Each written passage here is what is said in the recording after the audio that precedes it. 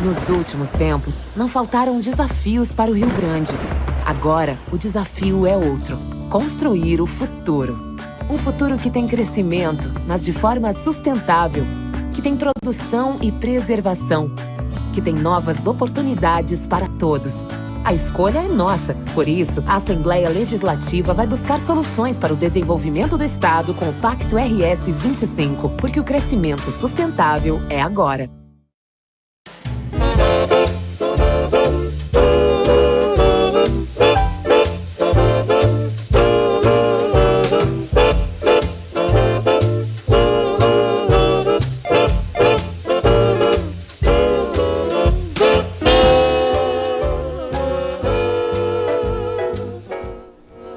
Bem-vindos ao canal 525 TV Minuano.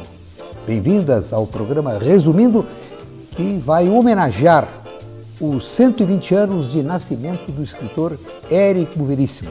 Há uma programação rica, criativa, que será descrita pelos convidados que comparecem ao estúdio. Pedro Veríssimo, cantor, compositor e neto de Érico Veríssimo, e José Francisco Alves, historiador de arte. Antes, o espaço de opinião.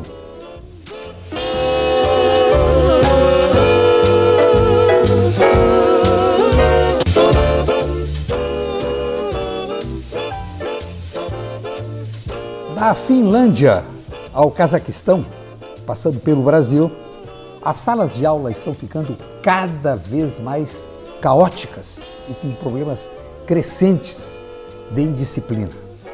É o que dizem professores de todo o mundo, ouvidos na pesquisa feita pela Organização para a Cooperação e Desenvolvimento Econômico, divulgada nesta semana. A publicação é do jornal O Estado de São Paulo. Na Finlândia, considerada há anos o exemplo de educação a ser seguido mundialmente, aumentou de 18% para 28% o número de professores que disseram precisar pedir aos alunos para seguirem as regras na classe. Na Bélgica, no Chile, em Portugal, na África do Sul, ao menos um terço afirma que há confusão e muito barulho durante as aulas. E o Brasil é o campeão em todos os rankings de indisciplina. É onde mais professores relatam serem intimidados ou verbalmente abusados pelos alunos. 6 em cada 10 professores afirmam que manter a disciplina na classe é a grande fonte de estresse e 57% relatam muita bagunça. Especialistas dizem que os resultados estão ligados às questões da sociedade atual e da geração de jovens que cresce no mundo dos smartphones. Governos do mundo todo precisam focar, concentrar-se esforços e capacitar professores para lidar com os novos desafios da sociedade moderna, isso é verdade. Educação midiática, polarização, saúde mental.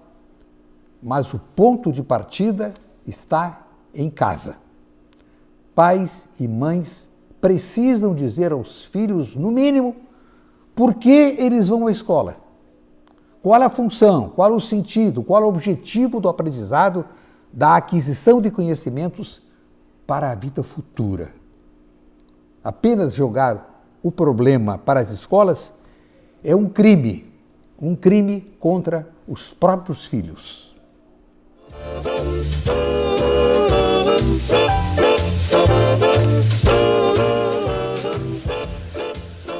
Voltamos no tempo, voltamos a 17 de outubro de 1990. A manchete do jornal O Estado de São Paulo revelou o modo de administrar a coisa pública no país. A manchete: verbas federais dão preferência a cofres aliados. 17 de outubro de 1990. E diz o texto em seu trecho inicial: o presidente Fernando Collor pretende condicionar a liberação de verbas para os governadores eleitos à existência de uma maioria confiável no Congresso. Abre aspas. Com o cofre vazio, todo mundo vai precisar dialogar com o Planalto. Fecha aspas. Disse ao Estado um assessor da ministra da Economia, Zélia Cardoso de Mello. O Ministério da Economia está montando um sistema de informações, acrescentou a notícia, para acompanhar o desempenho econômico dos estados. O governo planeja atualizar a cada mês números sobre arrecadação, despesa de pessoal e endividamento. Essas cifras, somadas ao aperto monetário executado pelo Banco Central, permitirão ao Planalto dispor de instrumentos necessários para administrar a chamada, abre aspas, política de governadores. A famosa tática imediatista do toma lá da cá, em que o interesse público fica em quarto, quinto plano. Só podia isso acabar no afastamento do presidente inepto e desonesto. Em sua ficha, inclui o confisco criminoso da poupança dos brasileiros, que não resolveu a crise da inflação, que era o objetivo. Aliás, não resolveu nada. Cometeu um crime monstruoso, impune até hoje.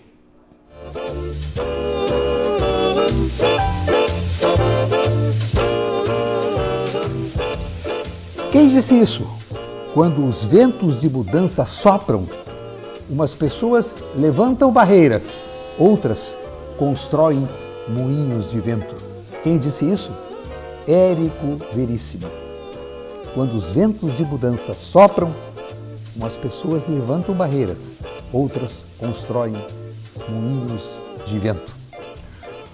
Nosso assunto agora é a programação do Festival Legado, que homenageia os 120 anos de nascimento do escritor Érico Veríssimo, que ocorrerá a 17 de dezembro. Há uma grande programação, muito criativa, muito ilustrada, que inclui a exposição Érico entre Linhas e Afetos.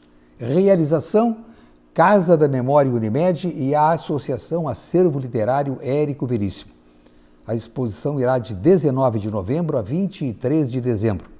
O evento integra a programação do Festival Legado, parceria entre Unimed, Fundação Teatro São Pedro e a Assembleia Legislativa do Estado do Rio Grande do Sul.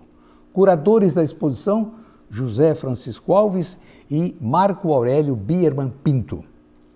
Pedro Veríssimo, ao lado da irmã Fernanda, integra a diretoria da associação e está participando ativamente dos preparativos. Vamos à concepção, vamos ao desenvolvimento do projeto. Quem detalha é José Francisco Alves, historiador de arte, curador de exposições e pesquisador. Formado em escultura pela Universidade Federal do Rio Grande do Sul, passou a se dedicar à teoria e à pesquisa com mestrado e doutorado em História da Arte. Seja muito bem-vindo. Muito obrigado, Armando. Prazer aqui estar no programa, junto ao lado do Pedro Veríssimo, para agora divulgar a nossa próxima programação, né? Mais uma comemoração em torno de uma efeméride muito importante, né? Uma efeméride, nesse caso, já não só no mundo da arte, né? Mas no mundo da cultura, da intelectualidade do Rio Grande do Sul, né? Que é homenagear Érico Veríssimo, né? Um dos nossos nomes mais importantes da nossa história cultural. E a ideia nossa, dentro dessa programação aí, que o Armando já adiantou, né? Vamos ter a exposição lá, dando continuidade à programação da Casa da Memória Unimed. Que fica na rua Santa Terezinha 263. 263. Estamos com o espaço já faz alguns anos, melhorado, inclusive. Desde 2019, já são, acho que, quase 15 exposições. E nos últimos anos voltados para essa questão da memória, né? Ver os grandes nomes que a gente teve na área da cultura, algumas efemérides importantes, né? E como, por exemplo, a exposição que está lá no momento, né? Que é sobre os 90 anos da exposição do Centenário Farroupilha, que foi realmente o maior evento da história da cidade, assim, em termos de evento, e foi grandioso mesmo, né? E agora vamos voltar a essa efeméride extremamente importante, né? E é uma exposição diferente, né? Foi articulada pela curadoria, principalmente pelo Marco, né? O Marco Aurélio, que ele também é bacharel em letras e também mestre em letras, né? Além da atividade na história da arte, né? Que ele também é um grande especialista. E de fazer uma conexão diferente, né? Com o Érico, que já é uma pessoa conhecida, já a obra dele, né? E nós vamos fazer uma conexão diferente, né? Por esse nome, As Linhas em Afetos, dá um universo um pouco mais particular dele, as relações pessoais dele, os gostos dele, principalmente na questão da arte, né? Porque ele tinha, né, um acervo que a família tem, né? Um acervo de arte bastante interessante, né? E dessa leitura surgem algumas coisas que, assim, que a gente fica pensando, que eu não sabia, eu desconhecia, por exemplo, até fazer essa pesquisa, esse evento, né? Por exemplo, as relações que ele teve com o Glauco Rodrigues, né? Quanto grande artista que nasceu no Rio Grande do Sul, se projetou aqui, depois se tornou um grande artista brasileiro, né? Um dos maiores artistas pop brasileiros. E havia toda uma relação com o Érico, a gente desconhecia. No mundo da história das artes plásticas do Rio Grande do Sul, a gente não sabia, né, dessa relação, né? Por isso, temos as obras do Érico, que foram interpretadas, né, pelo Glauco Rodrigues, como Tempo e Vento, né, que a mim marcou muito. O Pedro tinha 10 anos, né, eu tinha um pouquinho mais, e nos marcou quando houve aquela série, O Tempo e o Vento, aquelas obras maravilhosas, aquelas aquarelas incríveis, né, que até hoje, né, me tem assim na memória, né, essas obras que hoje estão no Museu de Arte do Rio Grande do Sul, né? A Rede Globo gentilmente doou ao Margues, né? Que abriam aquela série televisiva, né? Que é uma outra forma da divulgação da obra do Érico. Então nós vamos ter algumas obras de arte, tanto do Glauco e de outros artistas. Nós vamos ter algumas publicações, em que as publicações também focar um pouco também na parte da ilustração, porque também é uma outra maneira de dar, né, imagem, né, às palavras do Érico, né? Também havia uma relação importante, né, com as ilustrações, né? Desde os grandes artistas, desde obras infantis, né? Vamos ter algumas obras infantis com ilustrações belíssimas, né, que conforme a geração ainda estão na memória, né? Hoje eu estava falando com Gilberto Schwarzman, ele dizia, não, esses livros, isso aqui está na minha memória, me lembro de tudo, lendo e vendo essas ilustrações e entrando nesse universo. Então vai ser nessa linha, né? Alguns objetos, e vamos ter pelo menos um original, né, do Érico, datilografado e rabiscado lá, da Volta do Gato Preto, né? Para as pessoas também verem isso, né? Já viram, né, e tal, mas ver novamente numa exposição. O processo de criação que utilizava muito a ilustração. Você referiu o Gilberto, mandamos um abraço ao Gilberto, grande médico, grande pesquisador, grande colecionador e hoje presidente da nossa Orquestra Sinfônica, da Fundação Orquestra Sinfônica de Porto Alegre. Você referiu também o Glauco. Nós perdemos obras do Glauco que estavam no Cinema Cacique. Pois é. Eu me lembro desses painéis, essas pinturas painéis, murais, o Cepete Araju enorme, né? Quando foi em junho de 96, eu acordei, liguei o rádio como sempre, para atualizar as notícias, e incêndio no Cinema Cacique. Digo, bom, a primeira coisa no edifício Cacique, né, perdemos as obras do Glauco, infelizmente. Verdade. E ficou ao lado entre o Cinema Cacique, na Rua dos Andracas, quase esquina Caldas Júnior, e a esquina onde está o Museu de Comunicação Social Hipólito Zé da Costa, onde estão 100 toneladas de jornais e revistas, mais o acervo de discos, de fotos, de cinema, um acervo maravilhoso, um museu multi. O fogo chegou muito perto, me disse o comandante da brigada, porque eu fui ao centro, trabalhava no Correio, tinha uma atividade também no museu, e ele disse, olha, chegou muito perto, chegou ali perto daquela janela, e nós entramos no prédio do museu, que felizmente ficou intacto. Bom, esses são episódios. Pedro Veríssimo nasceu em Porto Alegre, é cantor, compositor, com longa e exitosa carreira numa casa de escritores, legou o talento, grande talento, mas na música. Que beleza. Quando me perguntam se eu escrevo, eu digo sim, escrevo letras de música. Eu costumo brincar que meu avô escrevia novelas, né? Romances, obras de peso. Meu pai escrevia crônicas, eu escrevo letras de música. Se eu tiver um filho, ele vai escrever haikais, né? Vai diminuindo aos poucos. Mas escrevo. E conte, como é que a família se engaja? Como é que está a elaboração desse projeto? Porque já teve uma apresentação, já houve uma apresentação com música ao vivo. Isso, no Teatro São Pedro. Foi um dos eventos. Evento inicial. Desde o começo do ano estão pipocando alguns eventos, né, uns maiores, outros menores, mas todos eles muito interessantes. E esse foi um ponto alto, eu acho, do Tempo e o Vento, com a orquestra do Teatro São Pedro tocando a trilha ao vivo. Foi uma experiência para todo mundo que estava lá, eu imagino que única, realmente inesquecível, com coral, com tudo. Então era o filme passando, com a orquestra no fosso do teatro. Né? Foi muito interessante, foi muito emocionante. Relembrando o que era o cinema mudo. O cinema mudo sempre havia uma orquestra. Exatamente. Eu vejo nos filmes antigos, mas a gente... E a orquestra dirigida pelo estimado maestro Evandro Maté. Exatamente. E o passo seguinte agora será a exposição na Casa da Memória. Isso, na Casa da Memória. Nós estamos finalizando aí as peças para a exposição, né? Temos a colaboração, também na parte das imagens, também a colaboração de fotografias. O Leonid Selaev, né? Foi uma pessoa... Talvez o maior fotógrafo em quantidade, assim, tinha uma amizade muito grande. O Érico, né? Ele tem algumas coisas, alguns documentos, e sempre gentil, sempre colaborador, está conosco lá. Inclusive nessa exposição ele está com obras emprestadas, né, lá de artistas, na exposição do centenário da exposição Farroupilha. O Leonid nos emprestou 2 obras. E agora para essa exposição as fotografias, né, que era o registro numa época em que a fotografia, né, não havia essa banalidade da imagem, então aquilo era captado por pessoas muito especiais, né, e ficaram poucas imagens, mas imagens assim icônicas, né, e reveladoras. Que algumas das imagens mais famosas do meu avô sejam do Não, Leonid, com certeza, né? eu acredito que sim, né? Entre outros, mas dele principalmente, do Leonid. Né? Vários, mas do Leonid em especial. Uma relação boa, né, até hoje, de grande afeto com ele. E a aproximação do Leonid com a família Veríssimo se deu também muito em consequência do fato do Luiz Fernando, pai do Pedro, ter trabalhado na Zero Hora. Eu chamo a antiga Zero Hora, ainda instalada na rua 7 de Setembro. E eu me lembro muito bem, no final da tarde,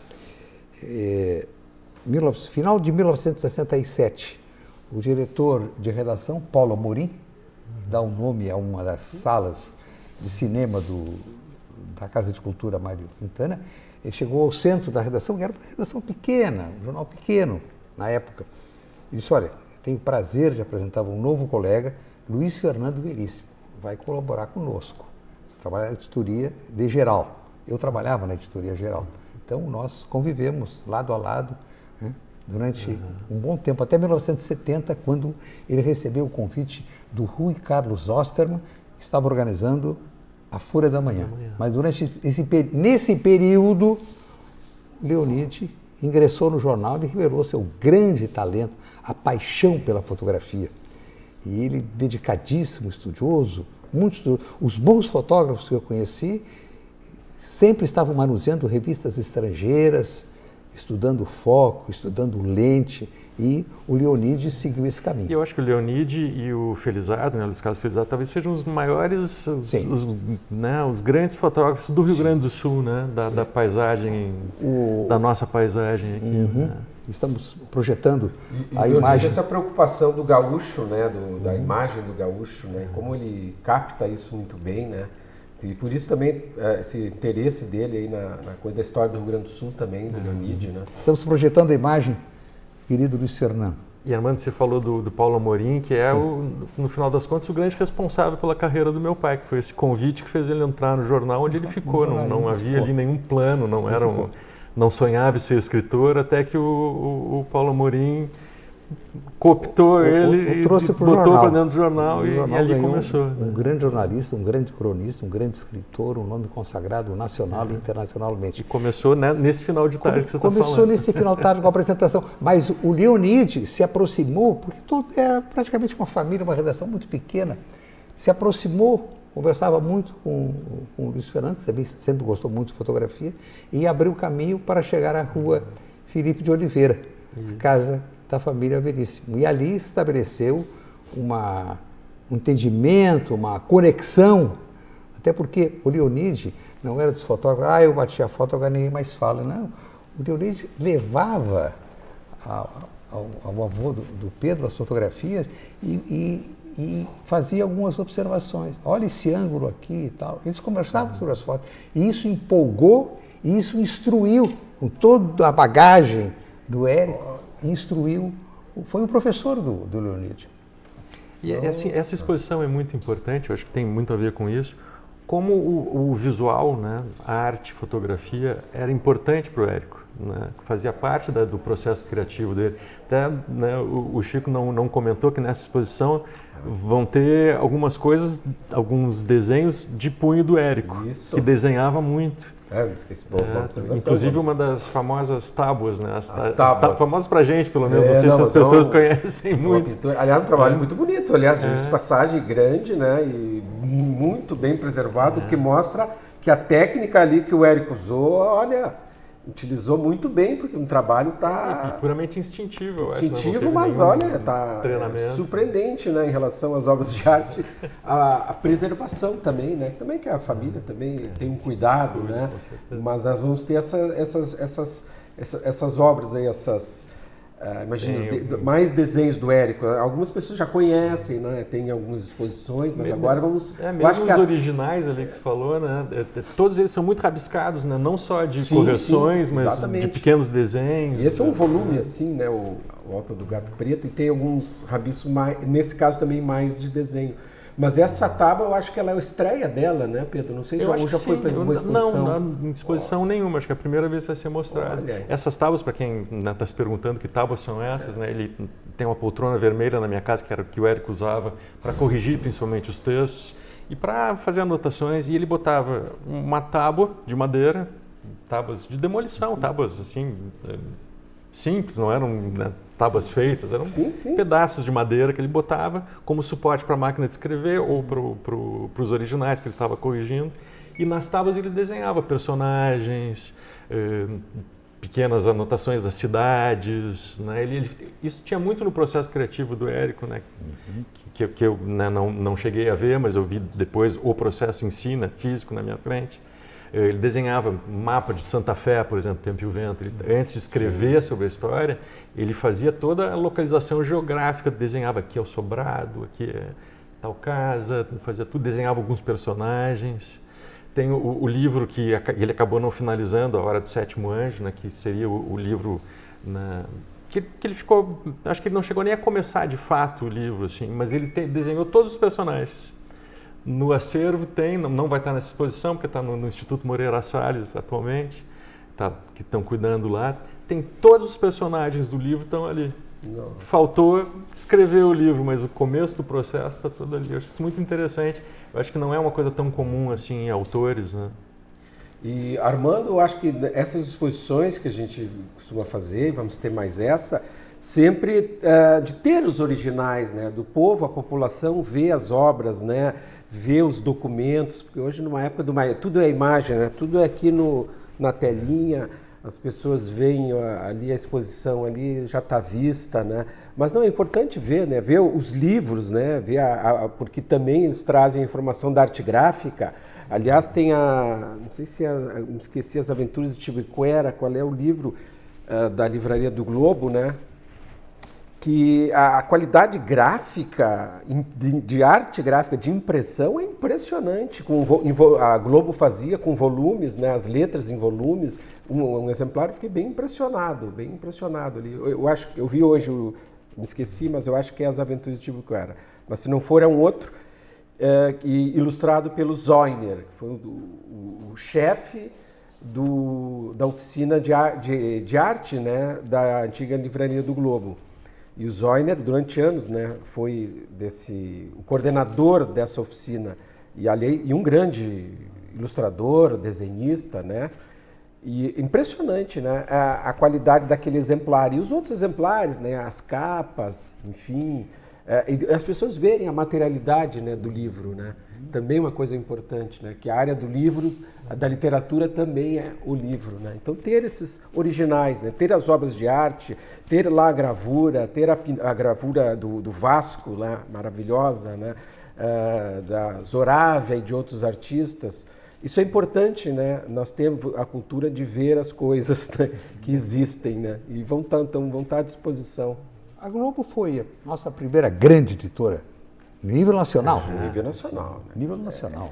Olhando assim, é impressionante, né? Porque para estudar alguns artistas, eu tive que... Não é muito a minha área, assim, mas a gente procura, né? Mas para estudar a história da arte do Rio Grande do Sul, lembra... Tem que ver a parte da Livraria do Globo, né? Por causa dos artistas, ilustradores, eram artistas, pintores, né? Desenhistas, gravadores.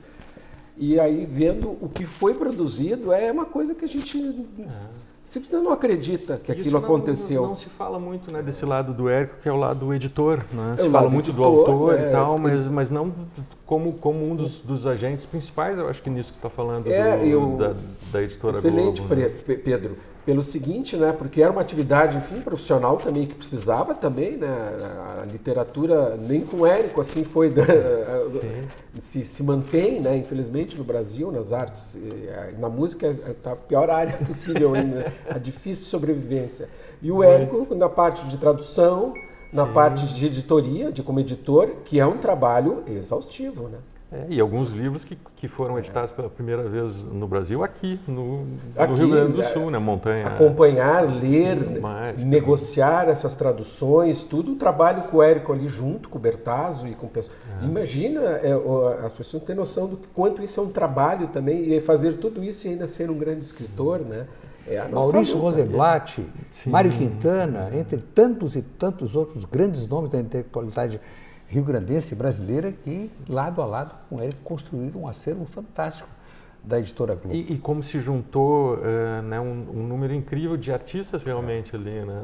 Todo mundo que tinha algo a dizer em arte aqui, de alguma maneira participou da editora Globo. A Associação né? Francisco Lisboa, né, nasce a partir desse grupo, né? A partir desse grupo de ilustradores, uma boa parte deles se integrou, porque também o desejo de ser artista também, né? Não só esse trabalho profissional importante, mas ter a carreira artística, né? Ser pintor. Então, mas foi e toda essa intelectualidade, né? Junto, olha, uma época, Armando, é difícil acreditar que houve, né? E eles tinham na revista do Globo uma extensão para a publicação. As capas dos primeiros anos eram capas realizadas por grandes artistas plásticos no Rio Grande do Sul que popularizaram a sua criação, a sua linguagem, levaram a camadas que de outro modo não tomariam conhecimento daquele estilo, daquele modo. São capas primorosíssimas. Por sinal, quando a revista foi... Lojas Renner estabeleceram-se na antiga sede da loja, tinha no primeiro andar um café e as paredes todas ilustradas com as primeiras capas. Um memorial. Ele ainda está lá. Parece que ainda está lá. Eu não tenho ido. Não, ainda está lá. Ele foi uma das condições de continuar o prédio ali sendo locado, né? Parece que até o Ministério Público pediu, entrou e está lá. É um material, é uma informação, né? A pessoa está no centro, de repente tem essa informação preciosa do que existiu, né? Naquele prédio. E as pessoas não têm muito essa percepção, né, do tamanho da editora Globo, né? Como era realmente uma editora nacional, não só de presença, como de olhar, né? De não olhar só para o nosso terreno aqui, né, mas olhar para o Brasil inteiro, né? Tem um livro do José Bertazzo, né, que conta, né, o dia a dia dessas negociações dos títulos, né, as traduções, até os pagamentos posteriores. Nossa, é incrível. As negociações com autores, há histórias incríveis, né? E enfim, foi uma cultura que se produziu aqui que realmente, olha, é difícil acreditar, né, que houve, né? Este é o canal 525, TV Minuano. Esse é o programa Resumindo, que recebe com muita satisfação Pedro Veríssimo, cantor, compositor, neto do grande escritor Érico Veríssimo, e José Francisco Alves, historiador de arte. Nós estamos aqui falando sobre a programação em homenagem aos 120 anos de nascimento do grande Érico, rememorando alguns episódios, mas agora vamos falar sobre a carreira, a exitosa carreira musical de Pedro. Pedro, nos conte um pouco, muitos já sabem, mas nos conte sobre o início da sua carreira e a continuidade. Eu acho que vi de uma casa que sempre teve arte, né, como seu pilar principal, né, facilitou muito a minha escolha, né, de viver de arte. Não sei como seria se eu fosse uma família de, sei lá, médicos ou advogados. Talvez fosse fácil também, mas no meu caso ali foi uma escolha muito natural, porque desde sempre a arte, de um jeito ou de outro, foi o que pagou as contas da casa, né? Então era uma profissão totalmente aceitável, vamos dizer. Né? Nós estamos mostrando, você está ao centro do grupo Marmota. Isso eu. Você está ao centro. E desculpa. A Marmota Jazz, que é uma banda sensacional que eu conheci, eles já existiam, né? Uma banda de jazz instrumental. E um amigo fez essa ligação e eu disse, fazer um projeto com eles. Pela primeira vez me coloquei a cantar standards de jazz. Minha praia sempre foi o rock, música um pouco mais experimental, vamos dizer. E pela primeira vez eu comecei a cantar standards, meu lado Frank Sinatra, e foi para mim uma autodescoberta muito boa, muito enriquecedora. Né? Vamos ouvir The Man I Love, composição dos irmãos Gershwin, na interpretação de Pedro Veríssimo.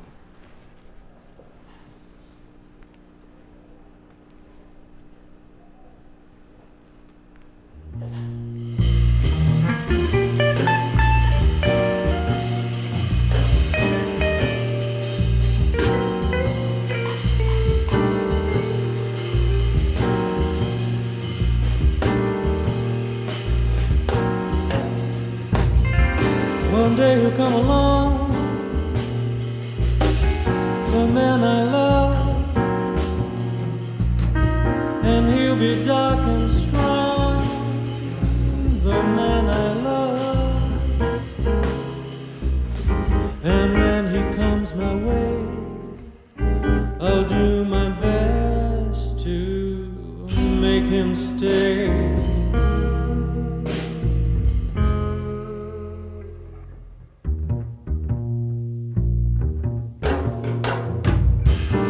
Look at me and smile,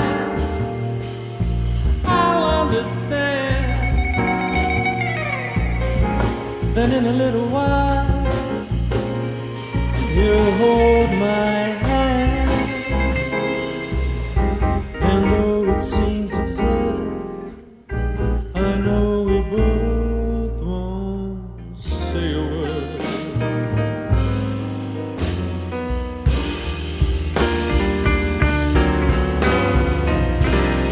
Maybe I shall meet him Sunday, or maybe Monday, or maybe not. But I'm sure to meet him one day. Maybe Tuesday will be my good news day.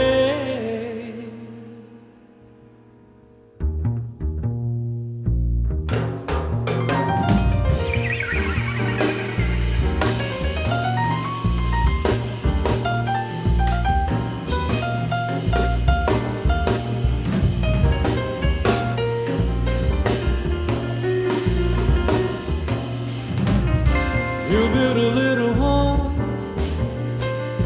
that's made for two, from which I'll never roam. Who would you? And then all else above, I'm dreaming of the man I love.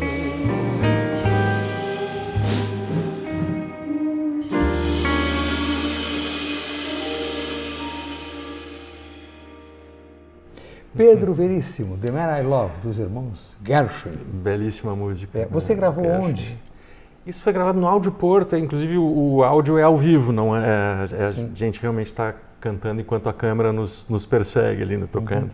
E a Marmota são bons exemplos de uma geração jovem de músicos de jazz em Porto Alegre, que realmente é vibrante, existe, né? Não é só uma coisa assim esporádica, tem uma geração inteira de grandes músicos e por sorte, num momento onde várias casas estão abrindo em Porto Alegre, né? O Espaço 373, que é uma excelente casa, o Grés, o Café Fonfon, existem lugares para tocar em Porto Alegre como há muito tempo não tinha.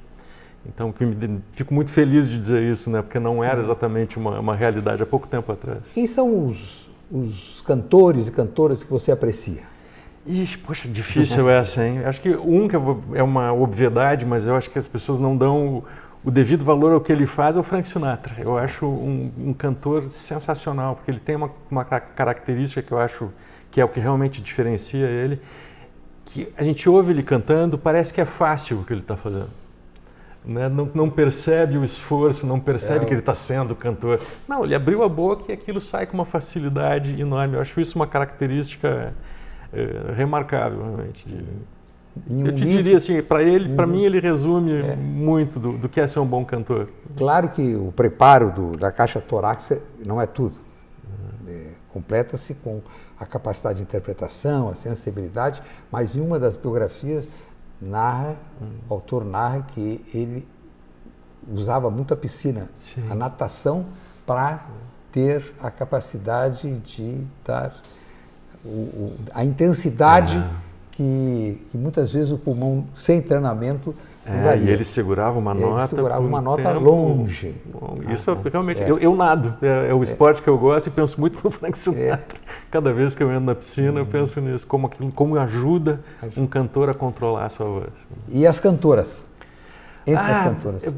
Vou ser óbvio de novo, mas também eu acho ela incrível, Ella Fitzgerald. Eu acho que eu te diria até que não é a minha cantora preferida, mas eu acho que ela é a melhor de todas. A melhor de todas. Tudo que ela faz, não tem... qualquer coisa dela ao vivo ou gravada, não tem um erro, não tem nada. É tudo ao mesmo tempo tecnicamente perfeito e expressivo demais. Eu até gosto de umas cantoras como a Nina Simone, que tem uma voz mais quebrada. Mais intimista. Que até não se preocupam tanto em cantar certo, cantar direito. Mas eu acho a Ella Fitzgerald... Ela solta mais a voz. Solta mais a voz. E ela esteve em Porto Alegre, no final da década de 60. Sim, uma placa no hall do Salão de Atos da Reitoria da Universidade Federal, registrando a passagem de Ella Fitzgerald em Porto Alegre. Uma cantora maravilhosa. Maravilhosa. E hoje em dia tem uma que eu gosto muito, Samara Joy. Samara Joy, que é uma cantora que eu acho que não deve ter 30 anos, se tem 30 anos. Quem não conhece, vale a pena procurar. Vou ouvir. A Assembleia Legislativa do Estado do Rio Grande do Sul começou no sábado, dia 11, a segunda etapa de participação popular do Fórum Democrático. Até o dia 26 deste mês, os gaúchos poderão votar nas propostas apresentadas e selecionadas na plataforma digital de participação popular disponível, e eu aqui vou dar o endereço, gov.br/Pacto Rio Grande, tudo junto, Pacto Rio Grande 25. gov.br/Pacto RS 25.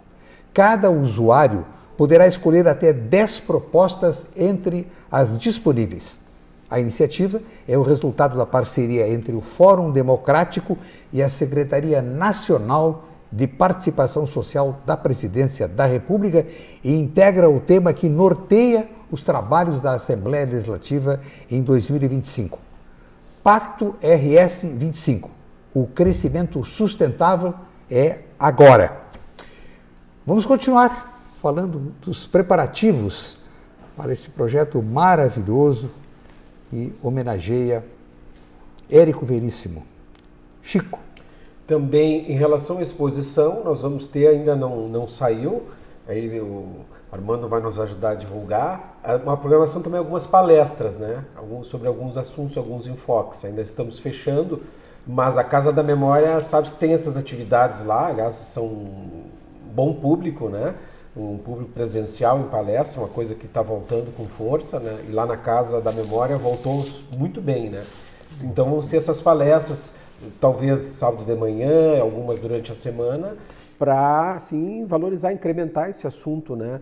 Esse, vamos dizer assim, acho que novo, né? Mas pelo menos um viés diferenciado, né? De ver o contexto do Érico, né? A obra dele e aquele entorno dele, né? Dessas linhas, desses afetos, que é o título que a gente, linhas e afetos, que a gente atribuiu à exposição. A Casa da Memória Unimed tem sido o grande centro, o grande polo. Não é apenas o local onde se realizam eventos, é a iniciativa sob a inspiração do Dr. Nilson Luiz Maia, o grande inspirador da Casa da Memória, um grande patrimônio cultural com uma afluência cada vez maior.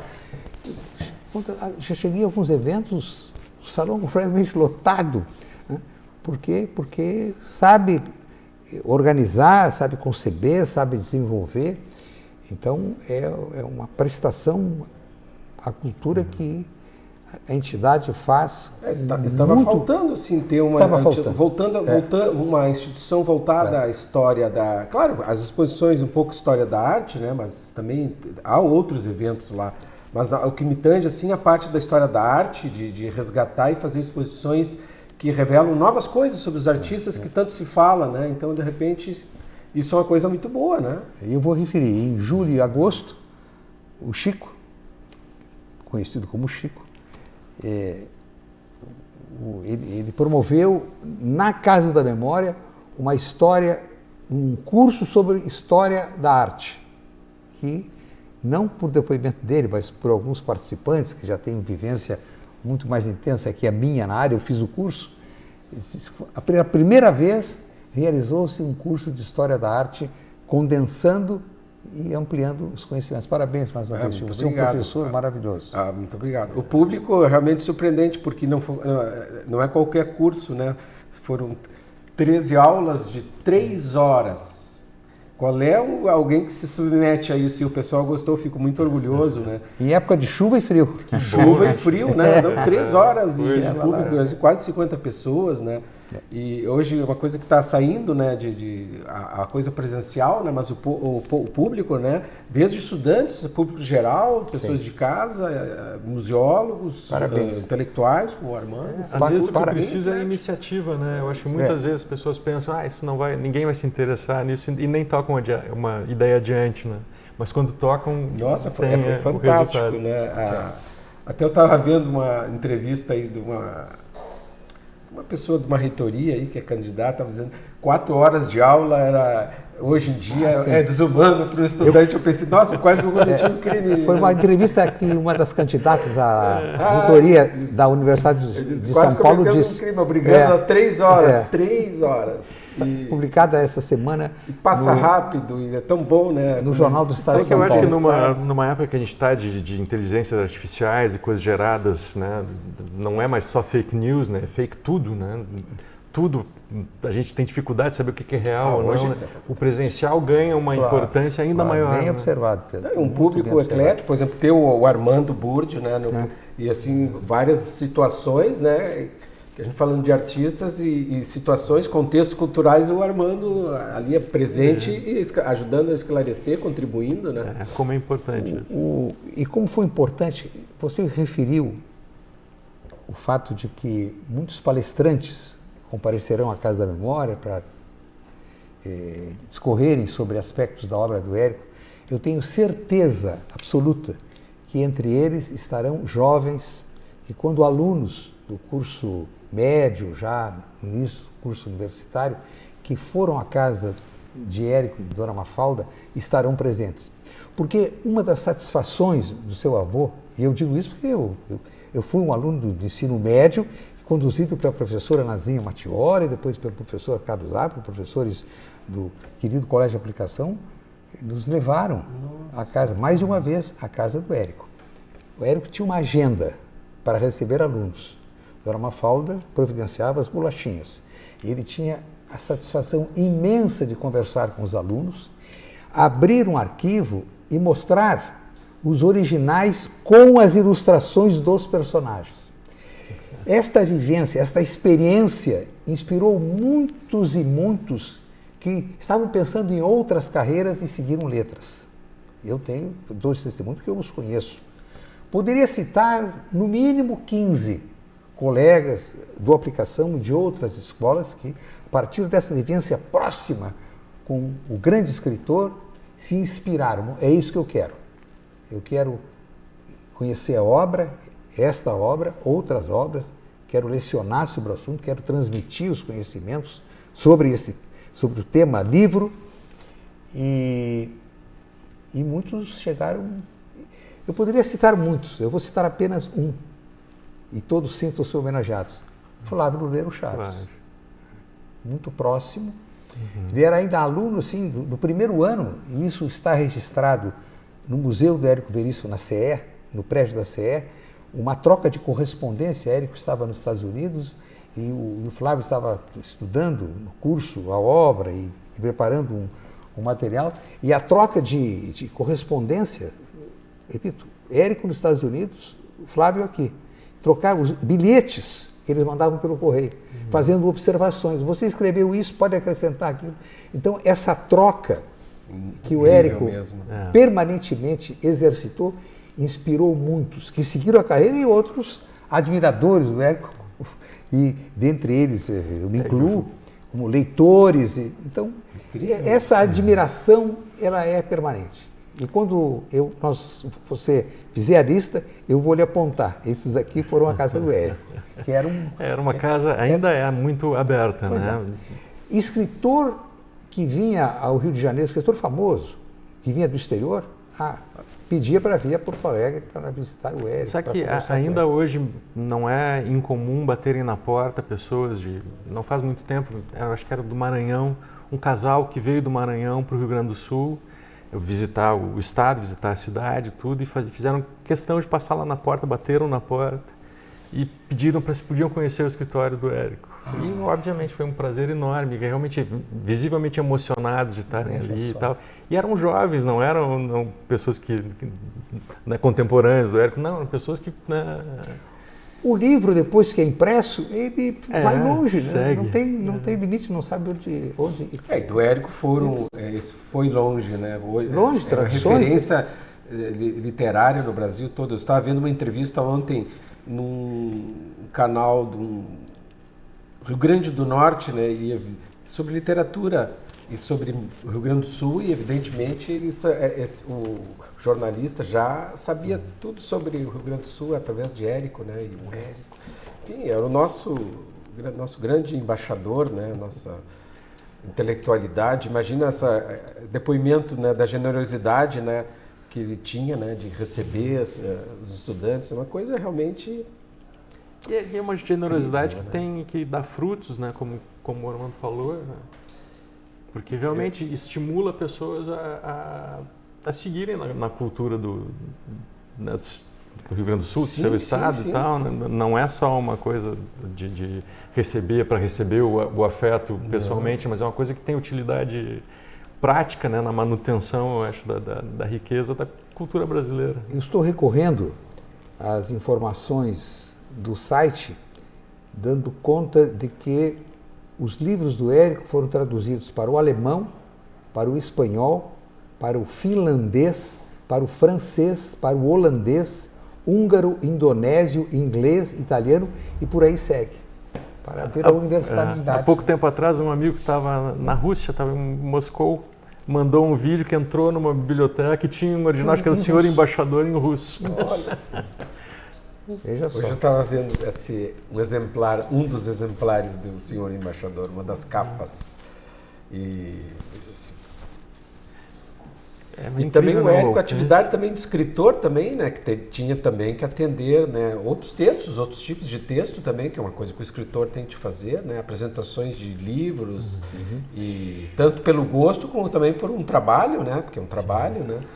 A gente tem muito isso, vê isso muito, né? Então, inclusive já o citei em alguns casos, né?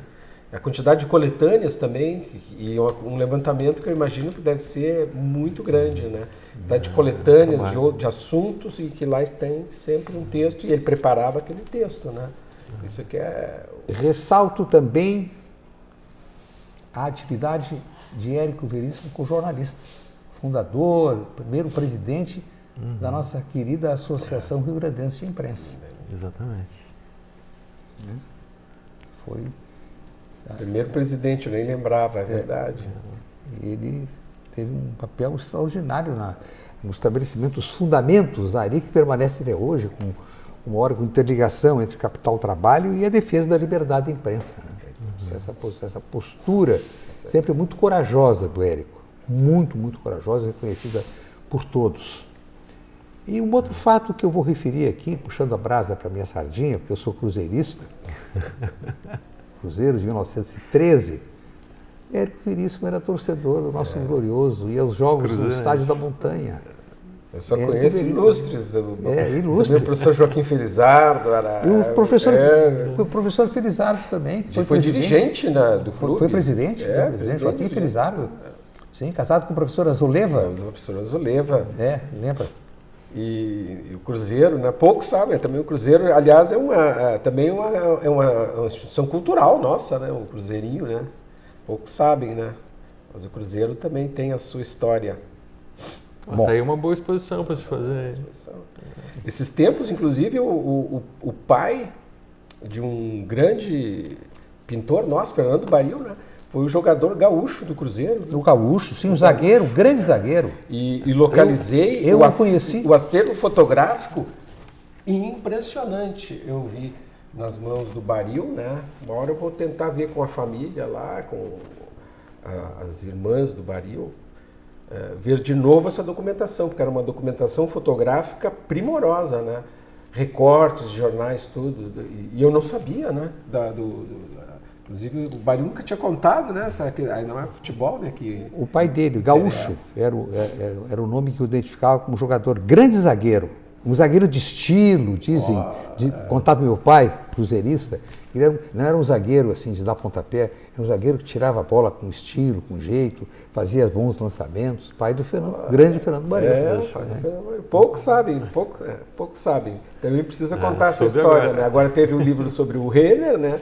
Agora, sobre o Cruzeiro, está aí um livro que está faltando. Saiu do professor Vasconcelos, contando a história, e aí eu vou lhe presentear. Muito obrigado. Eu vou lhe presentear. O professor Vasconcelos fez um livro historiando as excursões do Cruzeiro à Europa. Eu fiquei sabendo aquela no Uruguai ali que teve, parece que empataram com a seleção uruguaia. Empatou com o Real Madrid. Nossa. Em Madrid, o Real Madrid, na Espanha. E o nosso Érico Cruzeiro, mais essa também. Mas já quem acertou mesmo foi o pai do Pedro, mas é outro assunto, né? Quem acertou no clube é o Luiz Fernando. Ele era acima da média, né? Ele também... Esse é um dos meus orgulhos também. Bom, nós estamos nos encaminhando do final do programa e deixo para os resumos finais, começando pelo... Bom, então ficamos atentos à nossa programação, né? Eu acho que no dia 19 de novembro já abre ao público a exposição.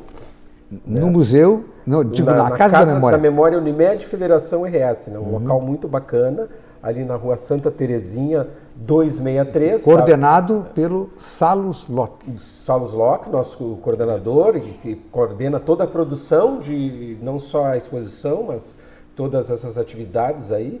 E a Casa da Memória fica ali a meia quadra da Venâncio Aires, nosso bairro Farroupilha. Entre a Jerônimo de Ornelas e a Venâncio Aires. Está sempre aberta lá, e visitem a atual exposição, né, que vai até o dia 24 desse mês, né, sobre os 90 anos da exposição do Centenário Farroupilha. Fui e considero imperdível. É a remontagem do cenário de Porto Alegre em 1935, completa agora 90 anos da exposição Farroupilha. Quem olha, mas isso aqui foi construído no Parque Farroupilha? Foi. É outra das coisas inacreditáveis de Porto Alegre. Pedro Veríssimo, a sua palavra final depois desse bate-papo de 55 minutos. Falar rápido, alguns dias antes do começo da exposição, no dia 13 de novembro, eu vou ter o prazer enorme de ser solista com com a Orquestra do Teatro São Pedro, numa noite que vai se chamar O Resto é Silêncio, que é um set list, como se chama, né? O programa é feito pelo Érico, que é o finalzinho do livro do Resto é Silêncio, que ele se encerra num concerto no Teatro São Pedro, onde um dos personagens principais vai reger uma noite, a orquestra, e é o programa daquela noite no livro que ele lista, numa lembrança da Márcia Ivana Lime Silva, que ela se lembrou disso, eu dei o toque para o maestro Evandro. Então, o primeiro pedaço do programa dessa noite, dia 13 de novembro, vai ser escolhas do Érico no livro Resta Silêncio. Que e depois eu maravilha. entro para fazer uma homenagenzinha com a trilha do Tom Jobim para a série Tempo e Que Vento, maravilha. Passarinho. Olha, eu tive Vai ser uma bela noite. Eu tive a imensa satisfação de mediar essa conversa, participar de uma conversa, reunindo o historiador de arte José Francisco Alves e o músico, compositor, cantor e neto de Érico Veríssimo, Pedro Veríssimo. Muito obrigado a vocês por terem vindo, permitido Obrigado, Armando. este encontro tão espontâneo, tão franco, tão fraterno, dando conhecimento do que vem aí para homenagear o grande, extraordinário Érico Veríssimo. Muito obrigado mais uma vez por terem comparecido ao estúdio. Agradeço a todos os que nos acompanharam e deixo um grande abraço.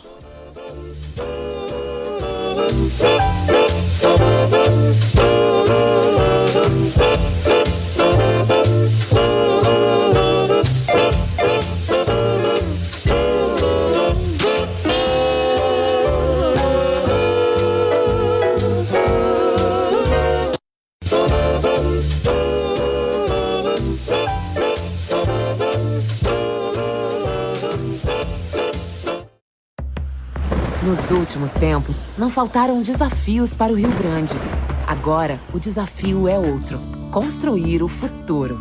Um futuro que tem crescimento, mas de forma sustentável, que tem produção e preservação, que tem novas oportunidades para todos. A escolha é nossa. Por isso, a Assembleia Legislativa vai buscar soluções para o desenvolvimento do Estado com o Pacto RS 25, porque o crescimento sustentável é agora.